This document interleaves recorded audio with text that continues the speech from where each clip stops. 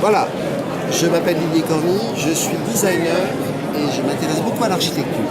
J'ai enseigné aussi le design, etc., etc. Et puis je me suis mis dans l'idée de pourquoi pas expliquer aux enfants l'architecture.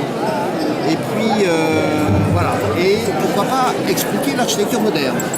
Et donc j'ai fait un premier livre qui a commencé cette série, qui comprend 3 livres. Donc les maisons, les gratte-ciel et puis les ponts pour les ingénieurs, futurs ingénieurs. Il y en a un autre qui est un peu plus âgé, donc qui concerne les chaises. Les chaises, les fauteuils, etc. Et je travaille encore pour la suite. Alors là-dedans, dans ce premier livre, j'ai pris des maisons qui sont fameuses et qui sont célèbres. La maison de Rietveld, la maison de Le Corbusier, la Villa Savoie. Voilà. Et j'ai essayé de montrer, d'expliquer leur concept, leur conception, et montrer pourquoi elles apportent quelque chose de nouveau et quelque chose d'extraordinaire. Et je me suis beaucoup intéressé à l'architecture moderne et contemporaine, parce que c'est une architecture dans laquelle on vit et qui plein depuis 2015.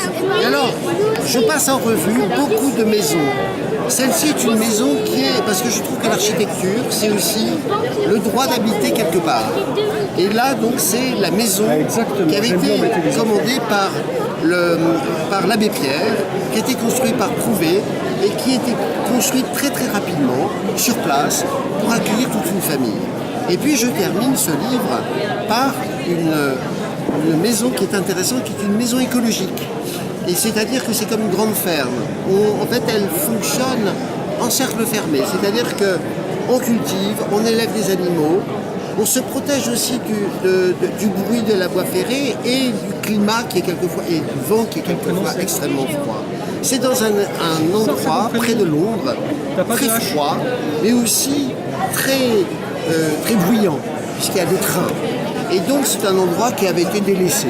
Et on a construit là, les architectes, c'est en fait un couple d'architectes a construit, il n'y a pas très longtemps, au début des années 2000, qui a construit cette magnifique maison. Voilà, qui ressemble un peu à une ferme. Alors, en même temps, il y a, pour les enfants, pour tout le monde, les chambres sont en paille, la cuisine est en bois, avec un système d'aération tout à fait naturel, et puis l'atelier, ce sont des architectes qui travaillent sur place, protégés par des sacs de ciment.